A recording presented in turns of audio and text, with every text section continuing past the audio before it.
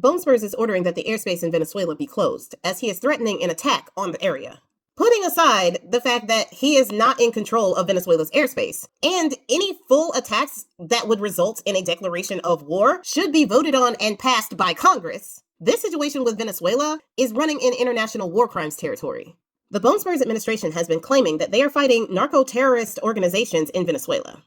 And this was their justification for moving in warships, B-52 aircraft, F-35 fighter jets, and other things in mid-August of this year, in the largest deployment to that area in decades. Now, earlier in the year, as the Bone Spurs administration wanted to justify the kidnapping of innocent people from American cities, they certified the Tren de Agua gang as a foreign terrorist group. Not only have they used this excuse to justify violating people's rights here on American soil using the frozen people, but they have also used this classification to justify their attacks on Venezuelan fishing boats. The first attack was September 2nd, where they unalived 11 people on a boat. Bone Spurs and Pete KegsBreath justified this attack by saying that the strikes were necessary to combat the flow of illegal substances into the U.S., and they characterized these actions as part of an armed conflict, which is not true. They said that the people on the boats posed a national threat, and that's why they had to do that attack. First of all, let us dispel with the notion that they are in an arms conflict with Venezuela or Venezuelan gangs. They are not. This is made up out of whole cloth. We are not in an armed conflict, and no war has been officially declared, sanctioned by Congress. So these attacks are in violation of international human rights law. And there is a new story that was put out by the Washington Post about that September attack that might have KegsBreath in some trouble. According to the Washington Post, when they first attacked that boat, only 9 people were unalived at first. 2 people were hanging on to the side of the boat. Now, the boat had been destroyed and was on fire, and the people hanging on the side of the boat were no threat to the U.S. At that point, the U.S. could have captured them, arrested them, questioned them, put them on trial, and convicted them. But they didn't do that. Even though they want everybody to believe that these people are hardened criminals, they didn't do that. They didn't put themselves in a position where they could actually prove it. Instead, Pete KegsBreath decided that he was going to order to unalive them all. This is an order that 2 people with direct knowledge of the situation confirmed to the Washington Post. So because Pete KegsBreath gave that order, and those 2 people hanging on the side of the boat were not yet unalived, they fired a second shot at the boat to unalive the 2 remaining people. This, by itself, even at war, is a war crime.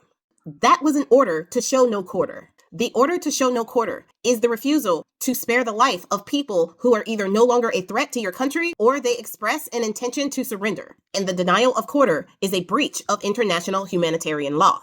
And because KegsBreath gave the order to unalive them all, which is basically giving an order to leave nobody alive no matter what, he denied them quarter. He denied them the ability to surrender if they wanted to. Now, the 2 missiles that were used in this attack were both fired from the coast of Trinidad. And the mission was led by SEAL Team 6. Goodness, this is like a bad movie. Now, Admiral Frank Mitch Bradley, who reportedly oversaw this operation from Fort Bragg in North Carolina, reportedly justified the attacks on the remaining 2 people by saying that they could have called other traffickers to retrieve them and their cargo, which the boat was on fire. There was no cargo. Could they have called their contacts for help? Sure, but the administration didn't even prove that those boats were trafficking boats. So they can't really say that the other 2 would have called other traffickers. Maybe they would have called in family or other fishermen to come and help them. Or maybe they couldn't call anybody because they were hanging on the side of a boat that was burning up. But that's what Admiral Mitch Bradley is going with because he is the one who ordered the second strike. And he ordered that strike to fulfill KegsBreath's command and his directive to leave no one alive. Somebody needs to tell Admiral Frank Mitch Bradley that I was just following orders may not actually work for him when the bill comes due. Now, following this initial strike that happened September 2nd, there have been 20 more strikes since on fishermen boats in Venezuela, in the Caribbean, as well as in the Eastern Pacific Ocean. They have been attacking boats at a rate of 1 per week, and they have a casualty count of 83 people as of mid to late November. Little to no evidence has been released that supports the claim that these boats, who look like fishermen boats in Venezuela, are actually trafficking boats. No evidence has been released to the public to actually justify these attacks and to prove that these boats are what they say they are. There has been no recovery of cargo and no clear footage of the cargo that is on the boats before they attack. So we do not know if the boats that they are attacking are boats that are carrying illegal substances or have members that belong to narco-terrorist groups. They are literally just saying, trust me, bro, and people are taking that at face value. And now they are escalating this as Bone Spurs is trying to provoke a full-scale war with Venezuela.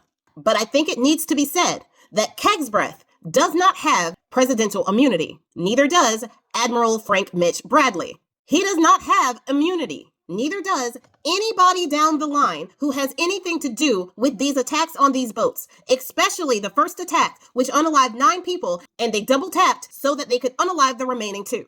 That is a clear and distinct war crime. And they do not have presidential immunity. And the senators are opening a bipartisan investigation. Senator Roger Wicker, a Republican, is the chairman of the Armed Services Committee. And Jack Reed, a Democrat, is a ranking member of that committee. And they put out a joint statement that basically says they will be conducting vigorous oversight into KegsBreath's directive to unalive them all and to leave nobody on these boats alive. And I also think it's important to say that at one point, there were 2 people who actually survived one of the boat attacks. Did the American government capture those people and prosecute them like we would actual narco-terrorists? Did we do that? You are correct. We did not. We let those people go back to their own countries, like we would totally do with actual narco-terrorists, with the speaker gavel slowly slipping out of Mike Grinder Johnson's hands. And Republicans and Democrats are coming together to investigate what is going on in Venezuela, while Bone Spurs is having a series of extinction bursts and single-handedly declaring war on another country and trying to control their airspace. There will be no winners in this conflict. And the people below Bone Spurs who are doing this better lawyer up.